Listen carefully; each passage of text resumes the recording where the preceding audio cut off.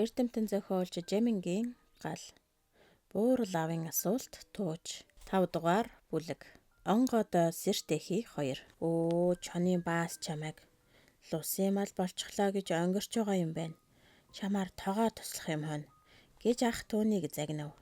Гэвч хонь хотлохын даваан дээр улаа ямаа эргэж майлсаар буцаж цойлов. Харвал тэртээ ингэрт байгаа. Багалгаар хадны орой дээр 2 ишгэн сэртийтэл зогсно. Онгод сэртэхэ 2-ыг ийхүү хит хүнийрхүү зан гаргасанд гомдон нүдний нөлмс гарч билээ. Хүүхдийн гомдох баярлахын ухааныг бүрэн олсон тэр хүнийг сая сурган хүмүүжүүлэгч гэж нэрлэх болцоотой юм даа гэж бүр хожим бодох болж билээ би. Нэгэн өдөр би гэрээс холгүй явж байгаад зум болж буйг мэдэв. Юу гэвэл хайлаагүй үлдсэн цасны хөвөө хадны завсар зайгаар ногоо цухуулсан байлаа. Тастаж аваад үнэрлэхэд зуны таатай үнэр гарна. Зум болжээ. Зун хадны ёроолоос эхэлдэг юм байна гэж би бодлоо. Хонь төллөж дуусаад гэрийн гадуур бяцхан хурганууд бужигнан төрөвч нь өвсөнд орлоо. Нэгэн өдөр ус авч яваад харвал сайрын захын хадны дөрөөн дээр нэгэн энгэр яма зогсно. Сайн лавлан үзвэл тэрний хөл дор хараахан тэнцэрч чадаагүй 2 бяцхан бор шиг харагдлаа. Ямаа намайг сэжлэн харж суран шилбүүрээр хад гуйдах адил тас хийтэл тургинган ишигнүүдийн долоон. Би олон юм бодлгүй. Наанаас нь гүйж очвол хөөхий янгэр зэрлэг амтны ёсоор цаад хад өвдөө авиран зогцсон боловч үе зогсон харж тун удаан явах билээ. Үрчээс нойтон 2 бор ишгийг үзвэл хөөрхөн аж. Гэртэн аваачиж мал хийдэг хэрэг гэж бодоод 2 сугандаа нэг нэгээр нь сугавчилж гэрийн зүг очив. Гэрийнхний баярлаж магтаал сайшаал хайрлах байх гэж бодтол харин шал өөрөөр эргэлээ. Ээж үзүүт энэ донхор нохогийн юу хийж байгааг үзүү тамина. Амтны нэл хурыг ихээсэн салгаад. Тэгээд бас 2-ын 2 гэж гэлээ. Буурал аав ээж 2 бүр нүгэл хилэнцийн дуудаж загнаад бушуу аваачиж байсан газар нь 50 гэвэл би ямаа хийж авнаа. Өмчнийхөө ямаанд оруулна гэж заззөрлөө. Амлаач үгүй дөнгөж сая гарсан амьтад байна. Хөөхий үхрийн сүгээр угжаад үзвэл яах вэ гэж ээж асуулаа. Хээрийн зэрлэг амтны сүү манай малынхтай адилгүй. Шингэлжил хөхүүлдэг юм гинлээ гэж буурал аавыг ин хилэнгүүт би ханы нүднээс эвэр өгч шүүрэн авч тал хэртэй сүү хийгээд усаар дүүргэж хөхүүлв. 2 ишиг тус бүр нэг өгчийг хөгчхөд бас ховдоглож миний эдс рүү нудрах боловч ээж хориглоод өгүүлсэнгүй. Төдөлгүй нөгөө 2 ч эн тентгүү гүйж харааж эхэллээ. Оройхон тийшээ авдар сав ор дэрэндээгөөр дэгдэн дүүлэх болов. Ямар хөөрхий юм бэ? Хээрийн гисэндээ хамаагүй цовоо юм байна гэж гарга бол нохоо барьчихсан шүү. Мал болдог бол яасан сайхан ямаа байна гэж том биетэй сүүсайлч муугүй байж таарна. Зээхүн нөхөр болдоггүй.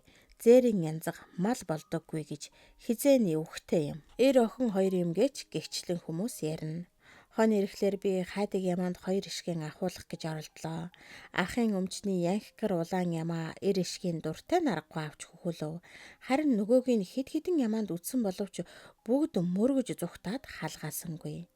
Арга буюу хоёулангийн улаан ямаанд ахууллаа. Тэгээд улаан ямаа бүр хит саамширч гэрийн гадуур 2 ишигтэйгэн үлдэх боллоо. Эрийг нь онгод, эмийг нь сэртэхи гэж нэрлээд ах бит 2 нэг нэгээр нь өмчлөн бие биенээсээ дордохгүй харж хандах гэж мэрийн. Шөнө орой болохоор тус бүрийг нь арганд хөмөрч дээр нь чулуу тавина. Хотны хот явандаа 2 ишгэнд дасаж онц тоохгүй болсон боловч улаан ямаа арганаас холдохгүй хэвтэж шүн бүрэл манахаагаад нохоо болон бусад мал ойртоход урт шавх эврэн урагш хандуулан дайрч хөөх билээ. Ишигнүүдийг тэнгэр муухай үед гэрт оруулан хонуулахад дорхноо утаанд нь нүд нь өвдөхтөл бид гадаа байлгахыг эрхэмлэнэ. Онгод сэртэхи 2 төдөлгүй улаан ямаан доогоороо зогсоод хөхж чадхаа болов. Учир нь тэд түргэн өсөж томорсон тул эхийнхээ доор дээш гарч хөвтөөд хөхдөг аргатай боллоо. Онготой зум болоход бараг сөөм хэрийн бүдүүн бахим эвэртэй болсон тул ишиг борлон түүнээс айгаад үл халдана. Хотон дотор сул байхдаа эхийнхээ юм уу номхон малын нуруун дээр гарч зогсох тун дуртай. Манайх цусланд буусан үед тэд эхийн хамт хотноос зайлсхийн хэвтээд дөнгөс хийвэл хад чулуу дамжин тоглоно. Зүгээр зогсож байснаа гинт час хийтэл төрөглөн худлаа үргэн давхилтна. Нохоо юм уу? Тураг шувуу үзвэл бие хураан ямар нэг юмны хажууд орж харах байдал гаргана. Энэ бүхэн нь тэдний гэрээ малаас ялгарх үйс заяаны зэрлэг шинжтэйг нь илтгэнэ. Хүн бүхэн тэр хоёрт хайртай болж хөөрдөх билээ. Гараас хэрийн юм бол идэхгүй. Гэвч давс өгвөл аль аль нь дуртай долооно. Онгодоо сэртэйхээ хоёр бэлчээр дэхийн хамт гардаг боллоо. Удалгүй улаан ямааг хоёр ишигтэйгэн хонь дагуул хадад амжаад болохоо байв гэсэн гомдол хоньны хүмүүс гаргах нь ойшров. Бас тэр гурав сүргээс тасарч хотны ойролцоо ирээд хондогч боллоо. Энэ муу шоорон улаан өгшөрсөн хойноо жожиг зантай болж байж чонын баас болох нэ гэж ярилцах боловч тийм ч юм тохиолдохгүй л байлаа. Ялаа батх нь гарахаас өмнө хурах шиг хөнгөлөх болоход онгойдог яах тухай их яриа болов. Зарим нь агтлахгүй бол хавь ойрын мал хэмхчээ дуусна гин, зарим нь сайн ухна болно гин. Ах бид хоёр эзэн нь ямаа мэднэ, эрг нь усаа хашна гэдэг хууль ёсоор яасан ч засуулахгүй гэж зүтгэсээр дийлв. Өдрийн сайн гаригийн зөөлнийг харж байгаад буурал аавын манай хоёр жич хүн залж нэг өдрийн турш ажил болон төлөөн хөнгөлнө. Энэ үед хурганы хөл барьж өгсөн хүүхэд их үн хүндтэй болохын дээр тусгай бэлэг, самбаа юм уу хуучин хадаг, хэд гурван төөрөг сэлтээс гадна халзан цагаан хурга нэгийг өмчлөн өгдөг билээ. Тийм учраас би буурал аавын хурганы хөлийг барьж өгье гэж гуйвал тэг. Өдий хүрсэн ир чадалгүй яах вэ? Харин үнхайгүйтэн хүний нүдэд тест цохиулчих ба гэж аав анхааруулв. Энэ жил сайхалт санжаа гэдэг сайхан зантай булаер манайхны малыг агтлахаар залгдан ирэв. За хүү минь, хурганы хөл хүчрэхгүй бол ахын чамайг өөрөө чинь хөнгөлөөд өднөөс хөнгөн сумнаас хурдан дүр суухаа гэд тавьж орхин шүү. Хэмээн надаараа дайжигнан маг инээж байв. Санжаагүй мал засдаг хутга маш хурц. Тэгээд хачин нарийн үзүүртэй байсан нь миний санаанд их таарч ийм хутгатай болгосон гэсэн хүслийг ориглуулв. Засах ёстой бүх хургнуудыг үлдээж холбоод цагаан эсгий дэвсэж салхин талд нь зөөхий тос будаа гуйрал сэлд унгатхан утлаг бэлтгэсний дараа за хүү минь аль багаас нь эхлээрэ. Хинз малын төмсийг гар сарвайхаас өмнө суглаад хайчихвал зүгээр байдаг юм. Тэгэхгүй бол гар эцээд ирэхлээр баригдаж өгөхгүй зовооноо. Бид хоёрын дэргэд сүү будаа хийсэн хувин тавиад буурал ээжийг уул усанд цацал өргөсний дараа би ажилдаа тун их урам зоригтой орлоо. Учир нь миний амьдралд их хүндтэй ажил анхудаа ноогдож байгаа нь тэр билээ. Гэвч ямаандаа ядарч гар өвдөд тун зовлонтой байлаа. Холбоотой хураг бас л дуусах болоогүй аж. Бушуулаараа хүү минь, хуйуулаа үдээс өмнө дуусгачихъя гэж санжаагаа яаруулж байв. Засуулсан том хургнууд эвхийж зовирлаад хөдөлж чадахгүй шахан байхад жижиг нь шал тоосон янзгүй байх нь сонин. Хариугүй өдийнхөө эрдгийн даваан дээр бид арай хийж нэг юм дууслаа. Буурал аав ээж хоёр идэ ундаа бэлдэн сүйд мэд болох бөгөөд том ширмэн тогоонд төмсөө уин чаналаа. Санжаагойд халан хушуутай хаалцан цагаан хон нэгийг аваарай гэж хадаг барив. Надад мөн за миний хүү их сайн. Буурал аав нь хадаг барихаас гээд шинэвтер самбайн дээр нэг ширхэг цаасан мөнгө тавьж өглөө. Тэгээд хүүдээ нэг эр хурга өгнө. Том эрхэн болгож аваарай гэв. Эрхэн надад ямар хэрэгтэйг мэдэхгүй боловч олзшон баярлаж байв. Маргааш нь манай хургыг хөнгөлсөн боловч ах хурганы хөл барьж буурлаа бид хоёр хонинд яв. Тэрээр элдвийг хүүрнэн өдөр гайгүй зугаатай өнгөрч байв. Бид хоёр дундаасаа дээш нүцгэн царан болсон хөндлөн хамрын ёроол дагуулan яргуу ихтэй сайхан ногоон ухаад хонио тогтоож аваад дээхэн талдан сууж байлаа. Хоньны дээд царам мууд улаан ямаа хоёр ишгэн дагуулад нэлээд дээр авирсан боловч бусд нь тэдэнд уруу татагдахгүй байлаа. Тэр гурав ардаан ижил байгаагаа мартсан бит хадны чөлөө даган эдээшилсээр өксөөд л байв. Хоёр ишг нь хад дамжин холдоход улаан ямаа хэд майлаад араас нь мацна. Буурлаав харж байснаа. За энэ хоёр ихэр муу улаан ямааг аваад уулынхаа гөрөөстэй нийлэх нэ. Тэр нь ч дээрдээ гөрөөс мал болохгүй гэж ярьж суулаа. Тэр гурвын дээхэн талаар хэсэг янгар гарч ирээд нарийн жим даган цувсаар ялгүй шаргал өвстэй зайд тогтон эдээшилж гарав. Нөгөө гурав тэдэнд тун ойрхон байсан боловч шууд очоод нийлчихгүй байв. Үд болох төхөөд хоноо гэрийн зүг дарж эхлэв. Энэ үед нөгөө хідэн гөрөөсний цаад сэрвэнгээр далавчаа хомсон тарлан бүргэд шөөгөн гарч ирэхэд гөрөөсч улаан ямаач өргөж божигнов. Бүргэд сүрэг янгирийн дунд хий самрадаад дээш хөөрөх тэрхэн агшинд онгоод сэртэйхий хоёр хидхэн гялзаад өргөж хуйларсан янгиртай нийлчихлээ. бид хоёр зузуулж Шорон хэмээн нэрээр нь дуудсан боловч улаан яма тогтворшоод идээлж эхэлсэн Янгэрийн зүг дөхөн дөхсөр бас очиж нийлв. Онгоодоо сэртэйхээ хоёр ах бид хоёрыг хаяад явчихгүй буцаад хотондоо ирнэ гэж би их гордож байсан боловч талаар болсон бэлээ. Хожимоо гөрөөсөнд явсан улс улаан ямаатай таарлцсан байх боловч тэрний хашир соргыг гайхацгаадагсан. Хүн гихч ямар шүү амтан болохыг сайн мэддэг учраас л тэгдэг байсан болов уу гэж би хожим сэтгэсэн юм. Нэгэн өдөр явж байтал манай урд дэнж дээр зээрэгний бяцхан улаан жимс зөндөө гарсан байлаа. Амсаж үзүүл нилуутрхан боловч боломжийн чихэрлэг амттайж. Түүнээс баахан түүжидээд ам заваархлаар нь ус салгилав. Би зээрэгний жимс баахан түүжидлээ гэж буурал ээжид яртал чимсэн алд. Тошлой болоогүй цагтаа л жимс юм байх та гэж тоосон янзгүй хэлв. Тэгээд би илгэн тулам авч гэрийн ороос аргал түүхээр яв. Гэтэл нэг том чулуун дор шувууны 5 хөөрхөн ангаахаа байхыг үзлээ. Далан хил химээх бяцхан шувуунд юм шулганан битгий алаач гэж гуйх мэт намайг тойрон өглөн дуулан эргүүлдэн эн тэнд буун. Сонирхож байгаад нэг харвал миний гайтай сүудэр тэдэн дээр тусчихсан байв. Одоо өнгөрсө. Их нь голоод хайчихна. Энэ ангаахаанууд харангалж үхнэ. Харин тэгсэн дорвол гэрийнхээ ойр үүртээ наваачаад өвтэйхэн хадны хүндэд тавиад тижээж өсгий гэж би шийдэв.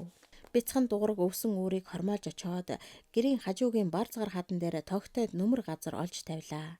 Тэгээд сэмхэн очиж ангалцах амруу нь үхрийн баасны өт ааруулын үүрмэг хийж амандан ус балгаж дусаах зэргээр тэжээж гарваа.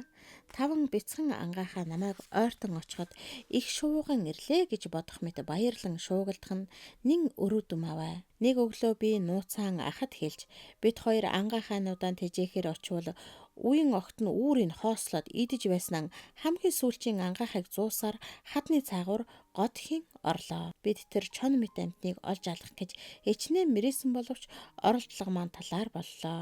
Үеийн хулганы тухай буурал аавд гомдол гаргавал тэрээр далбгар нударгааран хацар дундуур хорстол минь ороолгож дааж давшгүй амтай хар нүгэл хийлээ хэмээн ихэд зэмлэв. Дахиад зээрэгний жимс баахан түүж эзсний маргааш орноосоо босох гэтэл хөл өвдөд юр болсонгүй. Хөлгүй болсондоо бухимдан уйлж чарлаж сүйд болвол манайхан бүгд сандрав. Үнэхээр ч 2 өвдөг хавдаж гიშгэх аргагүй янгнэн өвдөж байв. Хүний хийхгүй юм хийж явдаг ийм улс яаж өвчин зовлонгүй байх вэ гэдэг буурал аав ангаахын тухай нууцыг залуу аавд задлчихв. Манайхан намайг өвчтөн буурай хүний хувьд нилээд хүндэж байснаа болоод буурал аавын толд орж сүрхий зэмэлцгээс нь гомдотч барамгүй санагдаж байлаа. Гэвч би 5 ангаахан суурил надаас болсныг бодоход хөл маань үнэхээр л хилэнц лайгаас болж өвдсөн байж болох юм хэмээн бодож сэтгэл зовнох бас нэгэн шалтгаан болж байлаа. Хөл маань шорвог хар цайгаар шавшаадж хойлгийн борцоор шүл хийж уугаадч жамц давс түрхэтж засал авахгүй байв. Энхүү аав 13 хоног өнгөрсний дараа аргаан барж сумын эмнэлэг очиж хэдэн цагаан эм олж ирэв. Тэдгээр эм сансныг бодоход чихэрлэг амттай байсан нь намайг баахан урамшуулж байв. Чухам хүү эмийн чадлаас ч болсон уу хөл минь сайжирсаар гайгүй боллоо. Гэвч урдын адил хамаа намаагүй өсөрч дүүлж болохгүй бас тэгээд газрын уруу гүүхэд өвдөг нугалзаад байдаг боллоо. Нэг өдөр сумаас хүн ирлээ. Тэр албаны хүн ярихтан удахгүй дайн дуусаж цаг түр сайхан болно гэснээс гадна түүний үгэнд нэг л итгэмгүй юм гарвуу гэж санагдмаар байлаа. Юу гэвэл тэрээр орой мах идэж суугаад ярьсан нь. Хотод бол махыг ингэж их идэхгүй шүү дээ. Нэг хомоолын чинээ мах хийгээл баахан ногоо хөшөглөөд хоол хийн. Сураад ирэхлээр хичнээн сайхан гэж гэв. Ногоо идэж явах гэж муу хачи юм аа. Гидэс гүзэн яаж тисдэг байна? Эдээд шогшров. Ногоо идэгч гидэс дотор харин сайн шүү гэж тэр хүн осолдохгүй барин тавин ярив. Би бүр амаан ангаар гайхаж сонсов. Ногоо идсэн хүний ам бас хоньных шиг ногоорчдаг байх та. Ямар инээдтэй харагддаг бол ногоо идэхдээ бас хон шиг хэвдэг болов уу? Өвс ногоо хатглаар юу иддэг бол өвс идвэл хахаж өгмээрээ гихчлэн гайхлаа. Дараа нь ногоотой газар явж байгаад нөгөө хүний яриа санаанд орж зулгаагаад идээд үзмээр санагдаж байсан боловч нэг л зүр хөрөхгүй байлаа. Харин тэр хүн миний хөл өвдсөн намтрыг сонсож байгаад зээрэгний жимс идэнэ гэдэг чинь болохгүй зүйл. Тэрнийг хэтрүүлж идээд үе мөчш нь өвдсөн байна. Намайг цэрэгт эмнэлгийн курс сурж байхад зээригнээс үе мөчний юм гаргадаг гэж заадаг юм. Эмийг хэтрүүлбэл хор болно шүү дээ. Аливаа юм тийм хоолч ялгаагүй гэсэнд үнэхээр итгэсэн билээ. Үүнээс хойш хүүхдүүд зээригний бурцыг идвэл хүү хөлчөө өвдөн шүү гэдэг болсон байлаа. Би том хүүгээ нэг өрх таслах гэсэн юм. Болох болов гэж аав тэр хүнээс асуув. Бололгүй яах вэ? Сайн дурын хэрэг шүү дээ. Би сумын даргад чинь тооноор өрх салгаад өгчхөөрэй гэж хэлье гэв. Ах тусгай айл болох юм байх та. Яаж чадах вэ? Ядаж өглөө босхгүй шүү дээ гэж би бодож байв. Удалгүй манай тэр хавьд бичиг үсгийн бүлгэмгээ чим гарч ах түнд суух болов. Тэд багийн хонтоор гэгддэг яажгийн чулуун байшин аятай юмд цугласан боловч удалгүй айл амтны бараанд илүү гэр олж хичээлэх боллоо. Үүнээс болж хамаг ажил миний толгой дээр бууж их бэрх боллоо. Ах Ингрихен товчонд харандааны тайрт сууж цай тамхины жирэг цаас зүсэж хийсэн хэд хэдэн дэвтэртэй болж бүлгэмд суусан том хүний хувьд ажил төрөлд оролцохын бараг болов. Би нэг өдөр тэдний хичээлийн үеэр очиж гэрийн цоорхоогоор нь харлаа. Тэд хуучин чулуун хонтоорд байхад чөтгөр тэгж дуугардаг байсан. Ингэж дуугардаг байсан гэж баахан шуугилдаж байснаа. Дондог хэмээх саяхан цэргээс салгдсан залуу дуугаан том болгож "За чимээгүй байцгаа. Одоо хичээлдэн оръё" гэдэг ямар нэгэн ном дэлгэн уншиж гарлаа.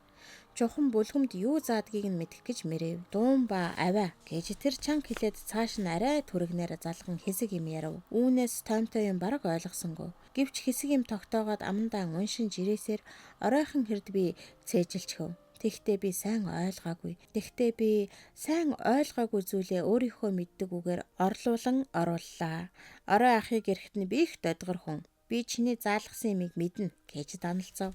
Тэр огт тоохгүйгээр "Чим үү юу? Яасан бордог гөлөгвэ" гэлээ.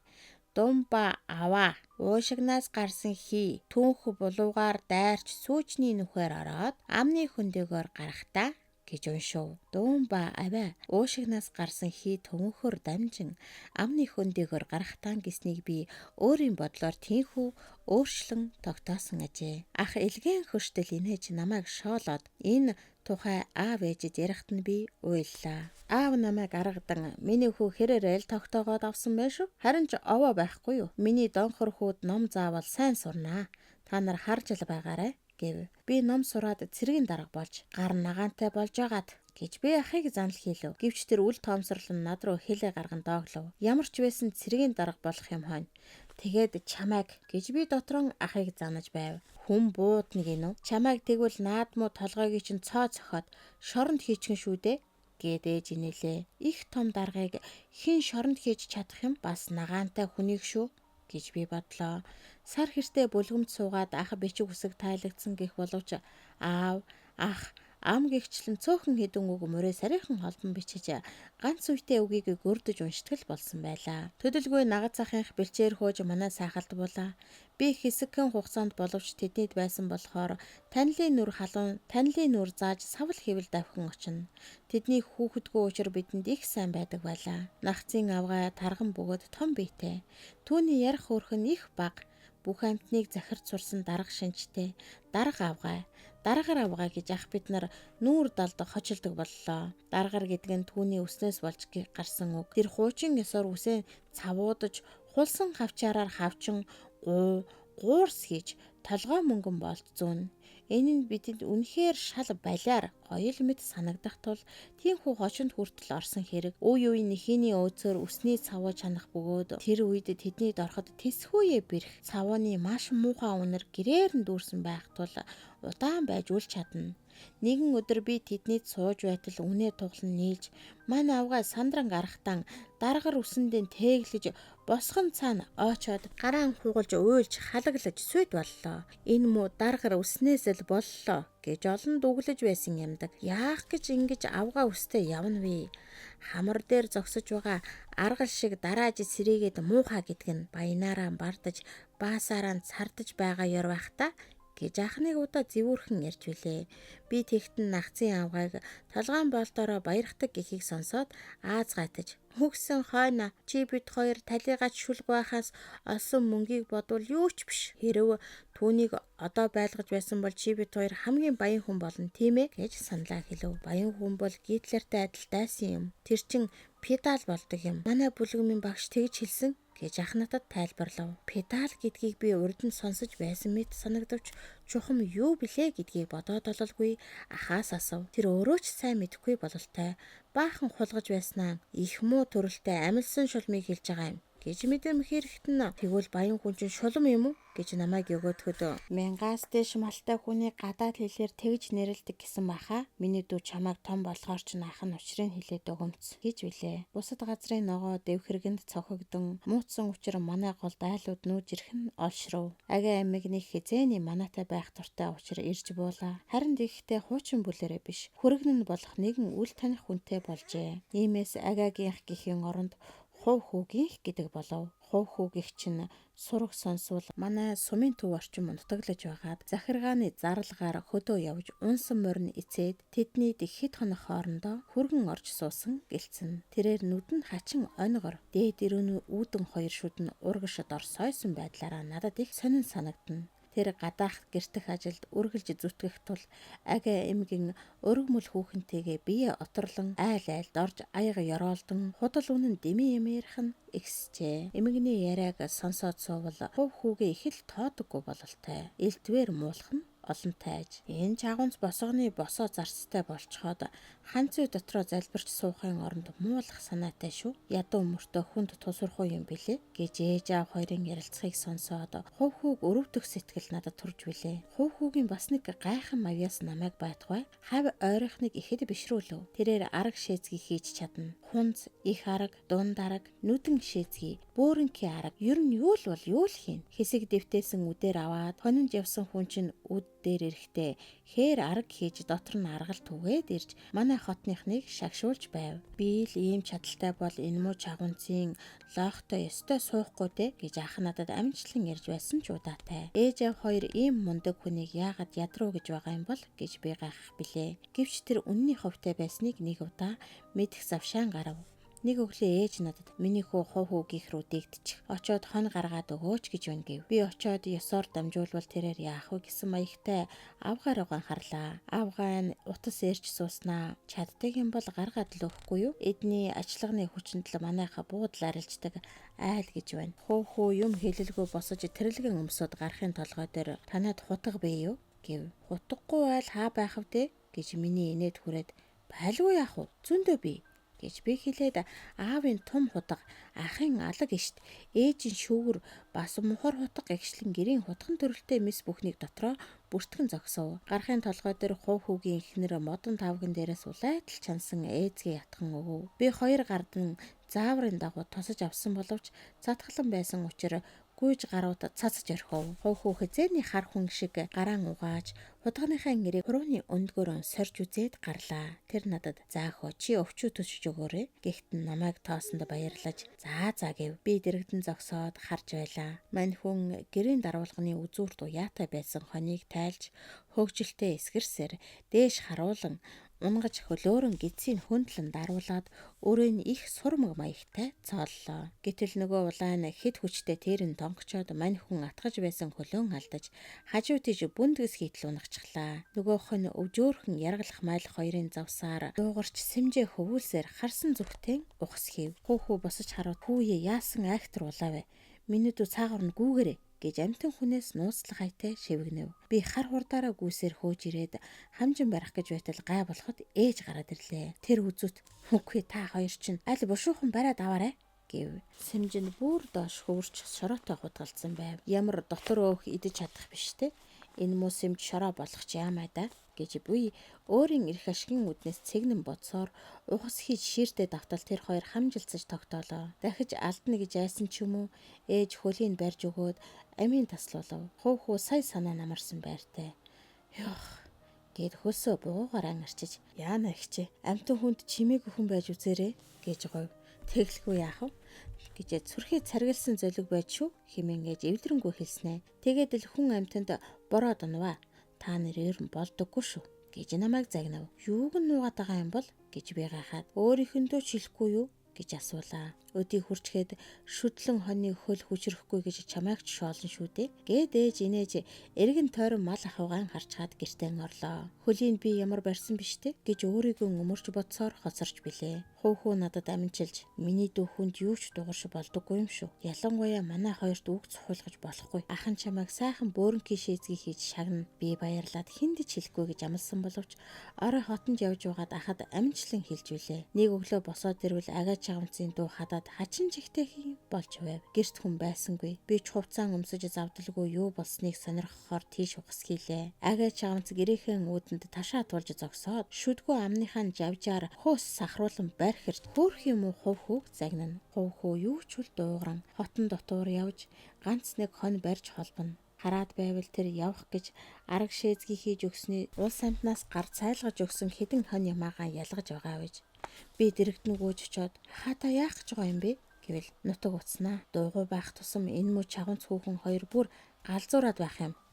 Танай гэр хаан байдаг юм? Холоо миний дүү. Тэр хар нүдэн цусагны цаагуур гүүгээр ингээд хувь хон малаан холбож аваад гэртээ орохгүй манайд орж ирлээ. Царай нь менчийн цайж, нүд нь улам жижиг, шүд нь улам ургаш болсон мэт надад санагдчихав. Тэр хідэн аяга зөөх цай залиглаад. За нар шатхаас өмнө газар төхөхөө бодъё доо. Нэг хөл дайхын мөхч үзээч ихчээ. Зайдан ч улсан яах вэ? Хүн амтнаар удаалгүй өгөөд явуулъя гэж их гим хийсэн хүний дүртэй хэлв. Ээж тун санаа зов болтой. Дүү минь чи ингээд бүр явчих хэрэггүй. Уулан нэгэнт тоонтой гэрт толгой холбосон юм. Учир зүгээ олбол сайнсан. Залуу улсад нэг нэр хоёр хочны л нэмэр шүү дээ гэв. Хуу толгоос ихсэрч давахгүй нэ. Ингэж байсанд дорвол хоолтойч хоосон ч муу ээжтэйгэн хар гэртээ хаан бор гэртээ богд гихчээр санаа амар хэвцсэн дээр юм байна. Над чиг юмч эдний хоолыг хорохгүй нэ. Зүгээр тэгээд надаас дээр нь олдох юм болоо да гэв. Нээрэн ч энэ хоёр ёстой буянгүй ус юм да. Одоо хохин дээ. Манай гадаах дөнгөө хэрийг унаад яв. Чи чинь өөр ингэх имэйл хазаартай биз дээ. Хазаарч би харин имэйл байхгүй. Би муу имэйл дээрээ 5 хон өгөөд балбар дарахны хүүгээс буугийг авах гэсэн юм. Тэглээл гэж эднэр сүйд болж байхгүй юу? Ямар эднэрийн зүсэн малаар барих гэж байсан биш. Арга савар хийж амтан ах дүүгээс авсан юм чинь. Мөн. Энэ агаа чаванц ч ер нь хизээний болдоггүй нэртэй хүн шүү дээ. Эр хүний явдал эм бидэнд ямар пад байна да? Гээд шогшорч толгой сэгсэрлээ. Би нөгөөхий чинь хаас өөр хүнд хэлээгүй шүү. Та бөөрнгийн шээзгийг өгнө гэснээ яасан бэ? Юу билээ? Гэж тэр гайхснаа гинт санаж инээгээд.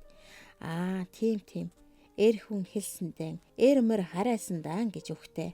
Ах нь ёстой хөөрхөн шээзгийг хийгээд явуулнаа. Миний дүү цаад шулмсуудын даа гүйж ороод ахыхаа муу хазаарыг шүрч аваад жирийгээд ир гэснээ ээж тандаж. Нээрэн би танай энүүнд бөөрнгийн шээзгийг хийж өгөө гэж сансан чинь юр зов болсонгүй. Хээр мөрөө чинь буцаах хүнээр явуулнаа. Шоронд л сурсан юм шүү дээ ихчээ. Сурсан юм хэрэг болно гэдэг үний юм аа. Хангаатай айдалгүй. Манай анд мод чулуу муутай болохоор хэцүү юм. Би хазаарыг авахаар гүйж явахдаа шорон сурсан гэдэг чинь хуу шоронд байсан байх нь ямар аймар юм бэ гэж бодлоо. Хуу манайхаас мөр имэйлж хэрэглэж хэдэн богоон туугаад хөдөлгөхөд агаа чаванц. Чиний цагаагийн чинь нууж, цагаан цамцыг чинь өмсөөгүй. Догшин газрын бут бургас хэргэж олсон хэдэн төлгөн аваад бушуухан нүднээс далтор муу нохой гэж агсарч байв. Намайг гэрт ороод ирэхэд ээж хүүгээ хөхөөлж сууснаа. Яваад өгөө зайлвал.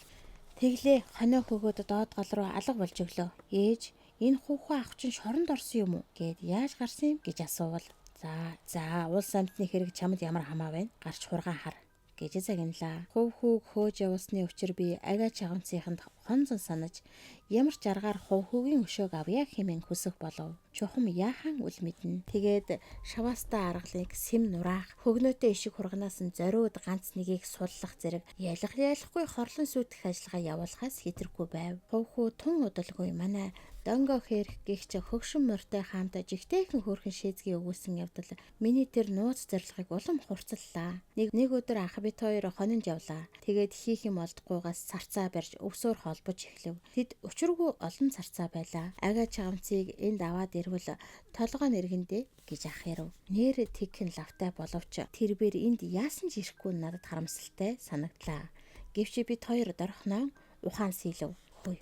Хоёулаа баахан царцаа түүж аваачаад агаагийн гэрт тавья гэж би санал болгоул ах дуртай дэмжлээ. Түүнээс болоод хичнээн хөгийн явдал ургах тухай бодож бит хоёр учиргүй хөөрөн инээлдэж сүйд майд болцголоо. Төдөлгүй нэг тэрлэгний ханцууны үзүүрийг цахилдагны цовдоор боож дотор нь баахан амьд зарцаа сүултээ сүүлгүй голоо түүж хийв. Жигнвэл лав хагас кило болохоор бэрд байсандаг. Түүнийгээ их нандигнаж ах үүрээд би хоноо ойртуулан тууж үдийн хэрд гэрээ зүглэлээ. Хон цангасан тул бид хоёргүй салаа уруудан отоон зүглэхэд ах надад элдв аймаар юм ярьж яв.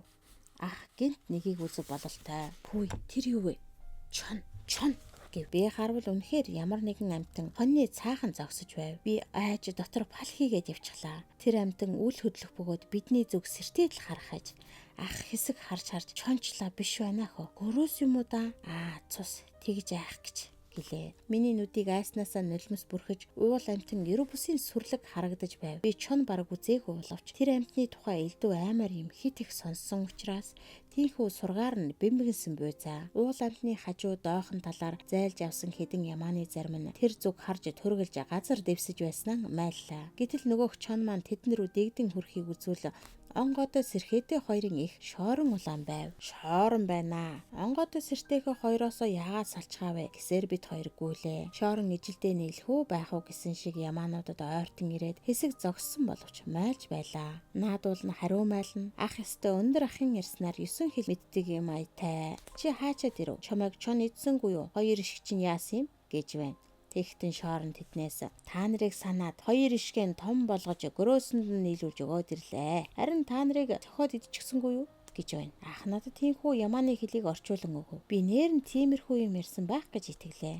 Ах бит хоёр шооронгоон барих гэж оролдсон боловч юу хаа байсан өстой зэрлэг гөрөөс шиг цойлж зүгтаад хавтуулсангүй. Муу чонын баас чамайг лусын мал болчихлоо гэж өнгөрч байгаа юм байна. Чамаар тоогоо туслах юм хонь гэж ах түүнийг загнав. Гэвч хонь хотлохын даваан дээр улаан ямаа эргэж майлсаар буцаж цойлов. Харвал тэртээ ингэрт байгаа багалгар хадны орой дээр хоёр ишгэн сэртийдл зогсно. Онгодоо сэртэйхий хоёрыг тийхүү хит хүнийрхүү зан гаргасанд би туйлаас гомдон нүдний нулимс гарч билээ. Гэрийн гадаа очиод ах энийг яах вэ гэлээ. Барааны оролд тавьчихъя. Малд гарсан хойно нь мэдүү гэж би зөвлөв. Хонион холбож хот айлынхан бүгд сайл сүндэн гарлаа. Бид хоёр хүний нүд хариулан байж царцаа дэвхэргэн ага чавганцын гэрт оруулан ах гэрийн цоорхоогоор хүн хард би тэрлэгний ханц өгсгсэрж хоймор насгаад гарч одлоо. Бид хоёр аль болох гимгүү царай гаргахыг хичээх боловч инээд хүрээд тун болж өгөхгүй байв. Намайг солиотой юм шиг инээгээд байхад ах үе нударч өвчт минь ингэж байж хонгоныхоо махыг зулгаалах гээв гэж загнав. Тэгж байтал ага чавганц сүүгэн гүйлэхээр гэрийн зүг яв. Удаан хүлээсэн хөвгөлтэй явдал ойрцсныг бодоод би тэсэж ядан байлаа. Тэрээр гертэн орсноо муухай орилон гарч ирээд босгоныхаа гадна очив. Хувинтэй сүн нилээд ласгарч модон хувин өөрөөс нь нилээд зайтай өмхөрч байв. Эмгэн бархиран мөлөгч харагдана. Хүү яга сүйд боллоо гэж орлоод хамгийн түрүүн үтсэн ээж тэднэр өгөв. Хотонд байсан бүх улс тийшээ зүгэлсэн боловч ах бит хоёр явж зүрхэлсэнгүй. Аав гэрээс гарч ирээд юу болоод байна да гэж ах бит хоёроос асуув. Би олон юм ярилгүй. Холбоотой хонь доогуур шурган оров. Хэн мэдхүү? Агагийн герт могоо орсон юм байлгүй гэж ах хинэггүй хариулж сонстно. Хоньны гидсэн доогуур харуул эмэгний татаж босгоод үүдийн гэр дээр тавьж дотгош харцгаана. Энэ хэр газар юу могоо зогоо гэж ахын үгэнд хариулангаа аав тэднэр рүү явлаа. Одоо ч хэргийн толгой мандсан шүү. Зүхтаах уу гэж ах надаас асуув. За тэгье гэж би уулган чим шиг хэлээд хон доороос гарч гүйхэд бэлтгэв. Тэгээгүйгээд л зүтгээд бай. Өөр зам байхгүй гэж ах эрс хэлв. Нэг харвал ээжийн тавиад боссон хувинтай сүг ага эмэгний нэг ховдог хон уугаад дуусаж байна. Ёстой их сүудтэй юм болоод орхисон аятай ах бит хоёр тэр хоныг хөөж чулуугаар дүйчиж гарав. Ээж ташаага тулан амсгаатсаар хурч ирээд энэ ер нь та хоёроос л гарахгүй. Хээрээс бариад цуглуулж хүн амтан айлгана гинэ. Гарт тайралцсан юман авч ах руу чулуудлаа. Гай болоход тэр нь хоньны нэлцгай баас байж ахын улаан нүүрэн дээр очиод шавчихлаа. Ах төргөж хахаж цацсан. Би яасан бэ? Дандаа зүгээр хахад хүн зодох юм гэж гонгнов. Ахыг гол руу нүрэн угаахраа явахт нь би царай зүсийн байсныг бодоод тэсгэлгүй инээд хурч зогсов. Гэтэл ээжийн хараа хувинтай сүн дээрээ тусснаа. Малд хамаг суу уулгаад хайчихсан байх чинь юу харж байдаг тархинууд вэ та нар Би гимгүү царайлан хоньны цаанаас гарч ирээд ээжээ сүүгээ чинь Агагийн бор нүдэн хон уугаад тажихаар нь би цохиод хөөчихсөн гэвэл хаан тийм биш чи гэж агсарсан боловч арай ч зодох шинжгүй байлаа. Агаа чигунц юунд тэгэлж унаа вэ гэж эс мэдгчийн дүртэй асуувал чи л тэгж мэдэхгүй байгаа ви. Та хоёр ер нь хүн болохгүй нэ. За гайгүй. Аав чи нэрээ та хоёрыг нэг ажил нь багдаж хоол нь ихтгэлээрэл ингэж байгаа юм гэв. Бол нэг их зодохгүй баха гэж санахад дотор баахан онгойв. Ах нүрэн гөлчийд л угаачгаад ирсэн нь зүрхий хөөрхөн юм шиг харагдаж байв. Хотон дотор энэ тэндгүй царцаа сарцагнаж нин хөвгөлтэй сэтгэл төрүүлнэ. Агагийн өргөмөл хүүхэн хурч ирээд арай хийж талахсын л гаргах шиг боллоо. Сав суулга дэр дэвсгээр ер нь ороогүй газар алгаа. Манай энэ хоёр л хийсэн ажил. Эднээс яасан ч зайлахгүй гэж ээжийг загнахад бид хоёр ямар танаараа оцсон юм уу? Очоогүй тийм ээ эгчээ. Би царцаа голооноос айдаг. Түүний чинь барьж чадахчгүй гэлээ. Хувхүүгийн авгай агсан нөгөө хүүхэн баахан эргэлзэж нэрэн ч энэ хоёр манай руу явж харагдаагүй дээ. Тэгээд ч өдий олон ямиг яаж юундаа хийх билээ эд чинь. Лав нэгмүү ёр болж явах шиг байна. Ойрноос ээжийн бүрсэн тарг огт бүрэлдэхгүй сагчхаад шүн бүр өвхээрийн юм зүүдлээд байгаа юм. Тийм үү. Гонч өгсөн минь гэж ээж мөн түүнд итгэв бололтой хэлнэ. Муу ээж өгөх нь ойрцсон юм бах та. Тэгээд л ёрлож бэрт хүртэл оронгоор нь дүүрч байхгүй юу? Эдний яриаг сонсож байгаад би ахыг жогтой харвал тэр толгойд охин маасалцж өглөө хон бэлчээхэд нөгөө хуу харнохой Агагийн гэрийн гадаа оцоогоо сууж байсан гэх юм шүү гэж шивгэнэв. Үнэмшгүй байх гэж бодсон боловч би зөвшөөрн толгой төхөв. Тэр үед манайд хүн ирсэн учраас царцааны хэрэг нэг их мандалгүй завсарлав. Оройн нь бүгд цугларсан үедээ анх нөгөөхийг санаж аава гэж зүрх алдсан мэт намуухан дуугараад юу вэ миний хүү гэгтэн. Дүү бит хоёрыг хон бэлчээж байхад нөгөө хуу хар нохой гэд залж гартал нь уухаас юм бол хув хар гих болж гин. За та нарыг те нойтын шор долоолохгүй хоньны хажууд хатаачих юм хон гэж зандарсан тул бид чимээг болов. Тэгснэн аав дууга намсах нь нухацтай байдлаар Агагинд царцаа оруулж хайна гэж хэнчин сэтсэн юм гэв. Ах сандрахтаа би л сэдээгүй шүү гэж би өмөрвөл энэ муу данхар золгийн хийж байгаа ажил ер нь ойр нэг л биш болоод байгаа юм гэж ээж над руу загнаад шилээвэр далав. Би хөхөртэй айргийн араар орж бие хамгаалах арга ухаан аваад яадгийн болж хувь хүүгүнд цайчгүй загнаад хөөчихсөн юм чинь гэв. Хувь хүүг гинү гэд ээж нэ түүнд юу их сүуд болох нь вэ эн чинь гэдсэн чиргүүлэн байж ганцхан гаргалцмаглаад ах トゥ болчихоо юу. Тийм сайн юм бол чи хамт явахгүй яасан юм. Манай хоолнд арвин чих амар байхгүй юу. Ах хажуугаас нь орж чи хувь хүүгийнхаа оронд Агагийн хөргөн ороод хийдэг ажлыг нь хийхгүй юу гэв. Тэд бүгдээрээ намайг дооглон хөхрөлдөв. Хуц чи дуртаагаараа суу гэж ахтай үг сөргсөн боловч би уурлаж гомцсноосоо болоод тэсэлгүй уйлчихлаа. Тийхүү хэсэг байсны хойно аав. За миний хүү гараад ир. Үүнээс хойш та хоёр ийм хүний санаанд оромгүй юм хийгээд байгаарэ. Гайг хуйлан гिचэн санд өгч сургуулийн дотор байрыг ийхүү нэрлсэн аж. Гэвч би тухайн үед ойлгоогүй юм. Жилдээ ганц ч ирэхгүй гэж мэдэрээ. Огчин шүү гэв. Энэ баас чинь 8 хүрээгүй. Би бичиг үсэг тайлагдсан. Тэгэхээр яаж сургуульд суух юм гэж ахыг хэлэхэд аавын яриа сургуулийн тухай юм байна гэж би бүр түрхэн төсөөлөв.